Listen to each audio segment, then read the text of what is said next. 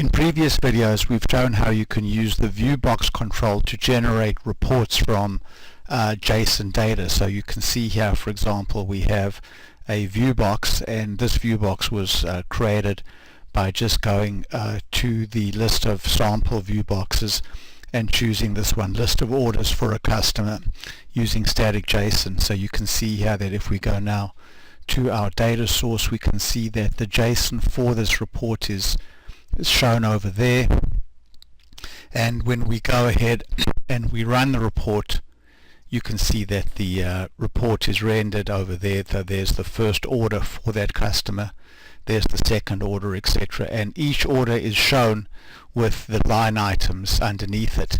But what if you wanted to be able to collapse the line items and then only show the line items when the user clicked on a expand button? So let's go take a look now at another version of the same report implemented with the ability to expand and collapse orders. So you can see here we have a single ViewBox control, but now when we go into working preview, you can see that all of the orders are collapsed, and if I click on an order, the line items show. If I click a second time, the line items are closed up, and if I click on the expand all button, then all of the orders are expanded, and if I click on collapse all, then all of the orders are collapsed. And then also, if I want to get a PDF of this report, I can just go ahead here and press this PDF button, and you'll see that that generates a PDF of that report. So let's now take a look at how all of this was done. So let's go back into the builder right now. So, and open up the ViewBox properties and then go to the layout. So the first thing that you'll notice is that at the beginning of the template, before the main div over here, we've added our three buttons. We'll come back and discuss these three buttons a little bit later. And we've also given the main div an ID of main, and we'll see why that was done later on. But here is the first thing that we had to do. We had to basically take all of the orders, so basically the order items which start over there at curly bracket order items and end over there, and wrap them in a div. So you can see we've wrapped everything in a div, and we've set the style on that div to display none, so this div will initially be hidden, and then we've given the div an ID, and we've given an ID of order dot and then the actual order number, and then we've basically specified a class of order items. Now this class isn't actually defined. We're only going to use this class order items so that we can quickly select all of the divs by class names later on. Then you can see we have another div which is going to wrap the header, which is the order ID, the order date, etc. And in this div we've defined an A5 item called expand orders, and then in the A5 item we've used colon order ID. So that means that when we process this expand orders item, there'll be a parameter called the item attributes, which will tell us what order ID the user had clicked on. So now let's go take a look at this expand orders item over there. So we'll go over there to expand orders. So there's our expand orders item. We've said it's not selectable because we don't want the user to actually give focus to that div. And so now here's our code.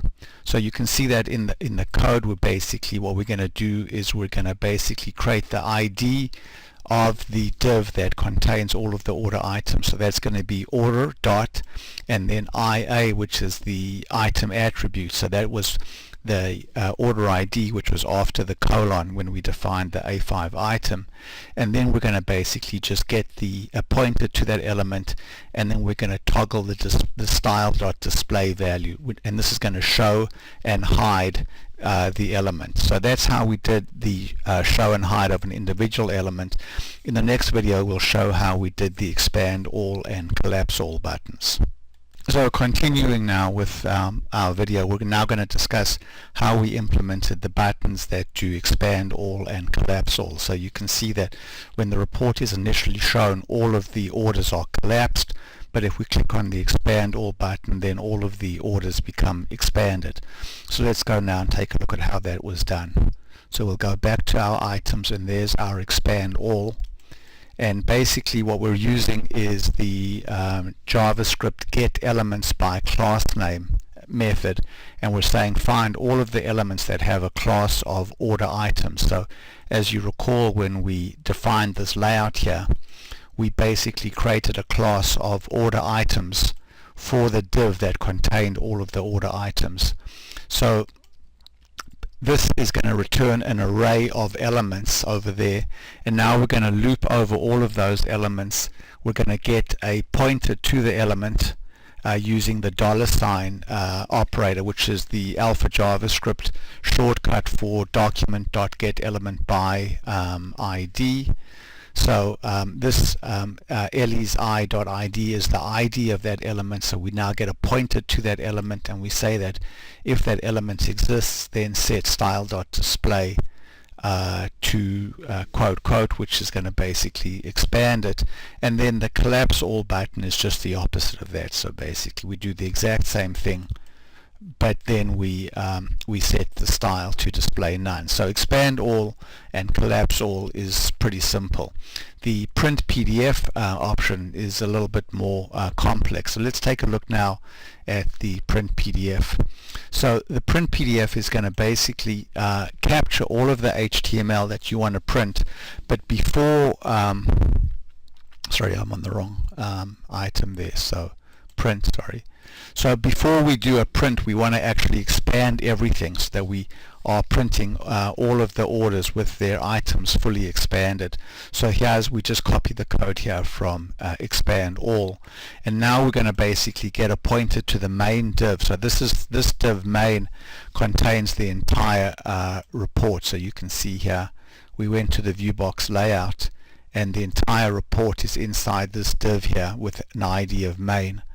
So now we have a pointer to main, and then we basically can get the inner HTML of main by looking at main.innerHTML. So we now have the HTML that we want to print. So now we're going to make an Ajax callback, and in order to make an Ajax callback and pass back all this HTML, it has to be properly URL encoded. So we use this helper function, A5 Ajax build URL param, and you can actually easily get access to that helper function. It's listed here when you do insert element. And what this basically does is create a name value pair. So the name is going to be underbar HTML, and the value will be the actual HTML. And then we also want to basically pass back the ID of the ViewBox, and so we pass back a second name value pair with it, which is called ViewBox ID, and then the actual ID of this ViewBox, which we get from this placeholder, dialog.viewboxid. So now we make an Ajax callback, and we call into an XBasic function called xbprint, passing in this additional data as part of the Ajax callback. So let's pause now, and in the next video we'll dive into this xbprint XBasic function, which actually does the work of converting this HTML over here into a PDF file and then downloading it to the device.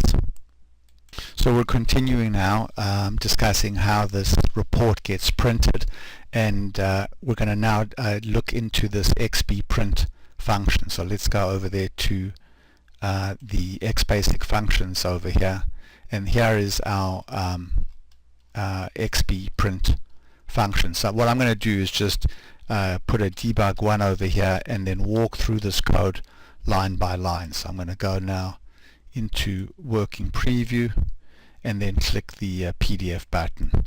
So now we're inside the Ajax callback, and if we look inside the Ajax callback, we can see that this function got passed in something called E, which is the event object, and then inside this event object we have two properties, one called HTML, which is the HTML that we want to print, and one called ViewBox ID, which is the ID of this ViewBox. So there we get the ID of the ViewBox over there by reading the e.viewboxid property. And now we're going to basically look inside the definition of this UX component to find out what control number this ViewBox was. And so this tells us that this was the first control in the ViewBox. And the reason that we want to know what the control number is we need to be able to find out by looking at this ViewBox definition what the CSS was that was used, because when we print this HTML document as a PDF, we need to use the correct CSS. So here you can see we're going to basically go here and we're going to first of all we're going to test, are we in working preview mode or live mode. If we're in working preview mode, we're going to create two temp files, or at least get the names of two temp files, temp file and temp file PDF. So this is where we're going to store the HTML file, and this is where we're going to store the PDF file. So let's carry on now. So now that we know that this control is control number 1, we can read a property of this control called the definition JSON. So if we go look over here, this JSON string over here represents the entire definition of that ViewBox. So we're going to go ahead now and use the JSON parse function to parse it. So now we have an object called P, and inside P there's going to be a property called CSS, which is over here, which is shown over here. So this is the CSS that this ViewBox uses, and we're going to need the CSS when we print our HTML. So now that we've got the CSS over there, we're going to basically also create some additional CSS. We're going to create a selector called page, which just sets the ambient font for the whole document. And now we're going to basically take our e.html, which is the HTML that was submitted, and we're going to basically wrap it in a body tag with a class of page, and then we're going to add a style element to the top of the page that has our CSS. So if we look at our CSS now, at our HTML now, we can see that it has the style at the beginning followed by the HTML that we want to print out. So now we have the HTML that we want to print, and we're going to just now go ahead and save that HTML into a temporary file name. So now there's our temporary file that contains the HTML. And then the next thing we're going to do is call the HTML to PDF function, which takes a HTML file and creates a PDF file of this name over there. So now once we have this PDF file, which we know we have because this flag is true, then we need to either download the file through working preview or download the file in live preview. And all of this code over here is from now on, from here to the end, is all about basically downloading the files to the device after it has been created. So what we've shown over here is how you can create collapsible reports in the ViewBox and how you can print the reports using PDF. Now also, when you create a brand new report, you'll note. So when you create a brand new ViewBox, you'll notice that this particular example is actually available here in advanced list of orders for a customer. Thanks very much for watching.